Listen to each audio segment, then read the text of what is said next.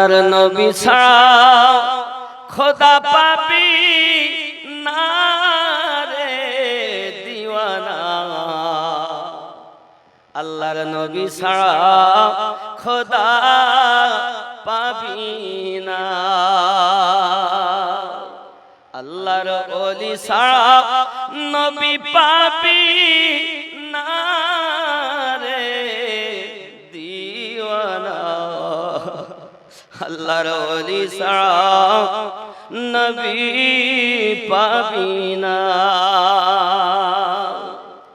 দুনিয়া চাই খোদাকে রাজি, খোদা চাই নবীকে রাজি। এ ভেদে তত্ত্ব বোঝা যাবে না রে দিওয়ানা। আল্লাহর ওলি ছাড়া নবী পাবি না। আল্লাহ বলেন কোরআন পাকে, যদি পেতে চাও আমাকে গিয়ে ধরো নবীর দামান খানা রে দিওয়ানা। আল্লাহর নবী ছাড়া খোদা পাবি না। জিবরাইল বলেন নবীর দারে দেখলাম কত পয়গম্বরে, আপনার মতো একজন পেলাম না রে দিওয়ানা। আল্লাহর নবী ছাড়া খোদা পাবি না। জোরে বল সুবহানাল্লাহ সুবহানাল্লাহ।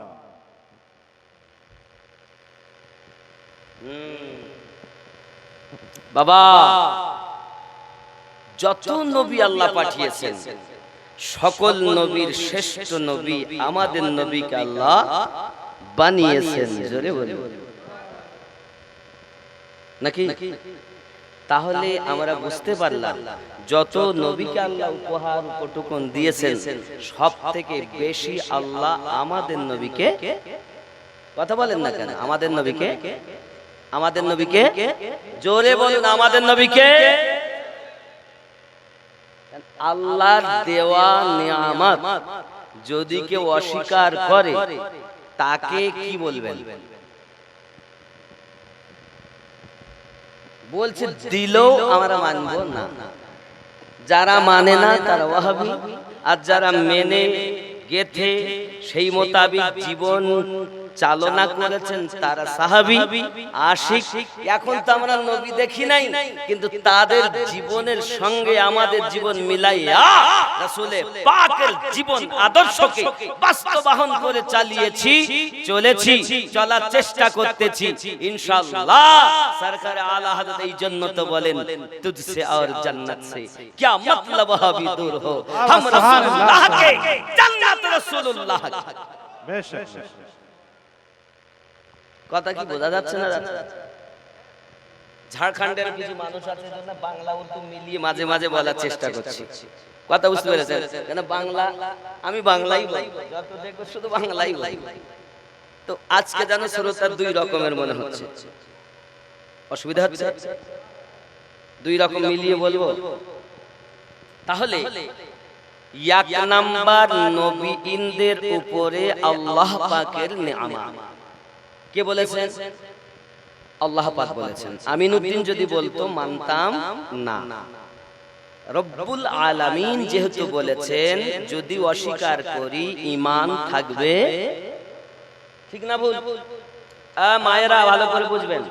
জানি না কার কোথায় বাপের বাড়ি ওয়াহাবির ঘরও মেয়ে হতে পারেন আপনি, লামোঝাবির ঘরে মেয়ে হতে পারেন আপনি, কাদিয়ানির ঘরের হতে পারেন, আমার আপত্তি নেই। তবে আমি এতটা বলতে চাই, আমরা আর যাই হই মুসলমান তো নাকি বলেন? আমরা যখন জন্ম নিয়েছি মায়ের ঘরে, মায়ের গর্ভ থেকে দুনিয়ায় প্রত্যেকেই মুসলমান হয়েই জন্ম নিয়েছি। এইবার তার পরিস্থিতি হিসাবে কেউ হিন্দু, কেউ খ্রিস্টান, কেউ জৈন, কেউ বৌদ্ধ, তার মোতাবিক সে চলে। কেউ শিয়া, কেউ কাদিয়ানি, কেউ নামধাবী, কেউ সুন্নি, কেউ খারেজি, কেউ রাফেজি, আছে না? এটা এইভাবে হয়েছে। আল্লাহর শুকরিয়া করেন, আমরা অন্তত মুসলমানের ঘরে জন্ম নিতে পেরেছি। 2 নাম্বার, নবীদের উপর বুঝলেন আপনি, আদম থেকে আমাদের নবী পর্যন্ত সব নবীর উপরে কার নেয়ামত আছে? কার নেয়ামত? আল্লাহ। আল্লাহর দেওয়া নেয়ামত আছে, কে বলেছেন? আল্লাহ। আমরা মেনে নিয়েছি, আমরা ঈমানদার হয়ে গেছি। জোরে বলে। 2 নাম্বার, সিদ্দিকীন। একজন হলো সত্যবাদী, আর একের অধিক মানে বহু সত্যবাদী। যত সত্যবাদী, সেই দুনিয়ার শুরু থেকে আজ পর্যন্ত যত সত্যবাদী ছিলেন, আছেন, আসবেন, কথা বুঝতে পারেননি? সকলের উপরে কার নেয়ামত? কার নেয়ামত? বিশ্বাস করে। 3 নাম্বার, শাহাদা বলতে শহীদগণ। তো ইসলাম ইতিহাসে 1-8টা যুদ্ধ হয়নি, 94টা যুদ্ধ হয়েছে। কয়টা?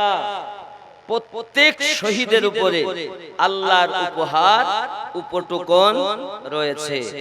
আব্বা আমার, আমরা নামাজে এটাই বলেছি, সিরাতাল্লাযীনা আনআমতা আলাইহিম, আমাদিগকে নিয়ামত প্রাপ্ত ব্যক্তিদের পথে প্রচালিত করুন। কথা বুঝতে পারছেন না? পারছেন না? জি। 4 নাম্বার, আসসালিহিন, নেককার ব্যক্তিদের উপরে আল্লাহর উপহার। এখন নেককার বলতে কারা জানার দরকার আছে না নাই? আচ্ছা, আমরা যারা এখানে, আমরা তো সবাই বলতে পারবো না যে আমি বড় নেককার। আমি প্রথম এসে বলেছি কথা বলবো যে বুকে হাত দিয়ে বলতে পারবো না আমি বড় নেককার। তবে নিঃসন্দেহে আমরা এটা বলতে পারি গৌসে আজম নেককার। কি মনে হয়? বদকার? তো গৌসে আজম, গরিব নওয়াজ, খাজা মাইনুদ্দিন চিশতি আজমেরি নেককার না বদকার? সত্যি নেককার। 3 নাম্বার, বাহাউদ্দিন নকশবন্দ, নেককার না বদকার? মুজাদ্দিদ আল ফিসানি, নেককার না বদকার? খাজা বাকি বিল্লাহ, নেককার না বদকার? সৈয়দ মেহরা রাবি আলে রসুল, নেককার না বদকার? সরকারে আলা হযরত, নেককার না বদকার? কথা বলেন।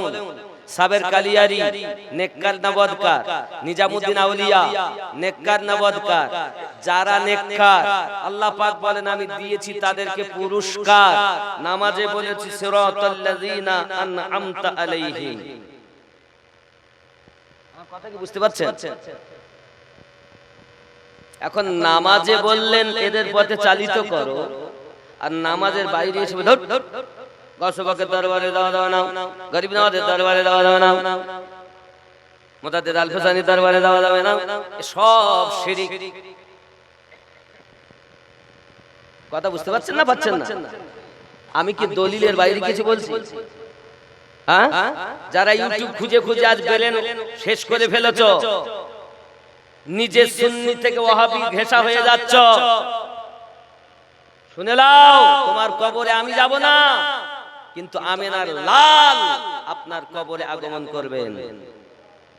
শুতে হবে বিসমিল্লাহি ওয়া আলা মিল্লাতি রাসূলিল্লাহি বলে, আল্লাহর নামে নবীর মিল্লাতে, নবীর দলে রেখে গেলাম। সোর সারা জীবন বলেছি আমি নবী, তো আল্লাহ দিলে নবী জানতেন, জিবরাইল আনতেন তাই জানতেন, তাছাড়া নবী জানতেন না।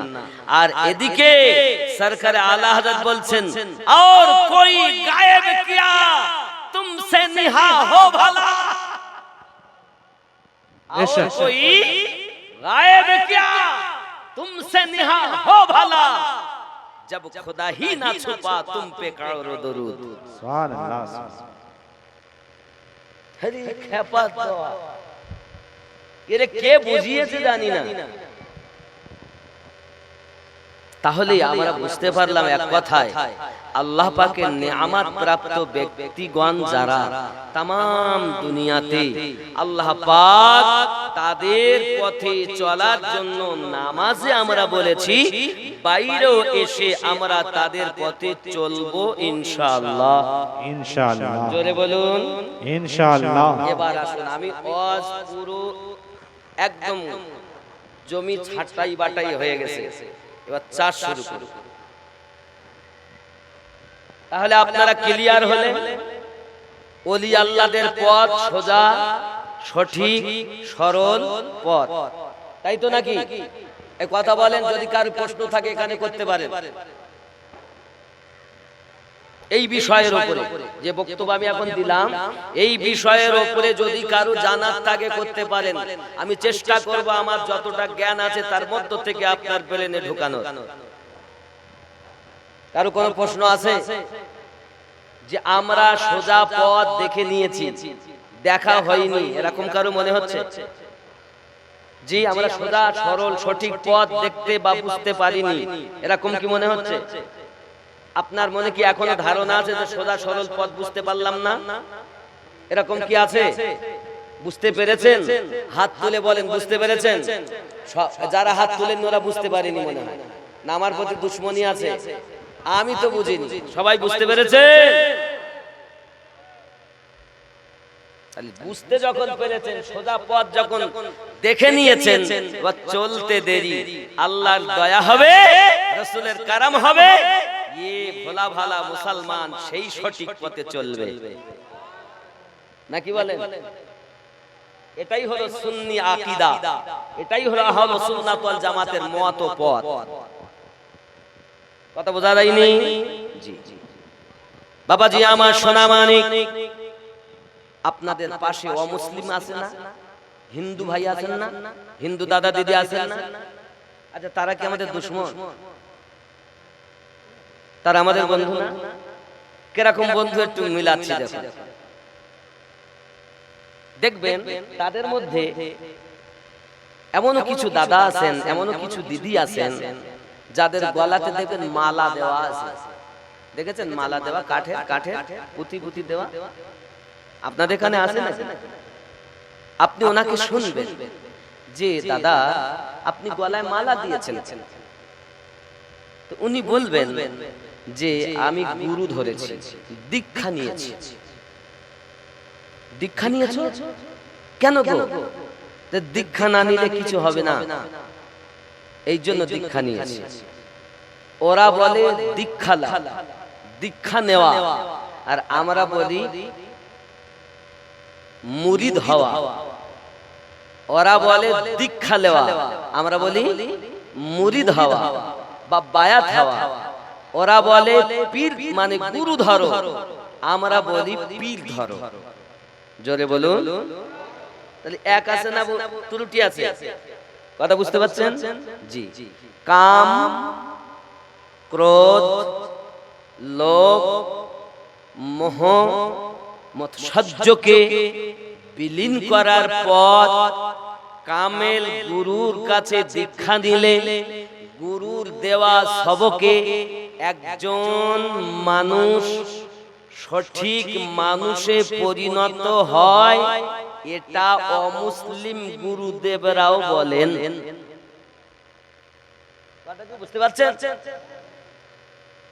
আমার কথা বোঝার চেষ্টা করুন, কারণ আমি আপনাদের গ্রামে এসেছি, জীবনে আর আসবো কিনা জানি না, আর দেখা হবে কিনা জানি না। এত টাকা ব্যয় করে জালসা দিয়েছেন, তাহলে এমন কিছু নিতে হবে যাতে আমি চলে যাওয়ার পরও আপনারা সে পথ যদি চলেন, আল্লাহ আল্লাহ রসুল খুশি হবে, আপনিও জান্নাতি হবেন,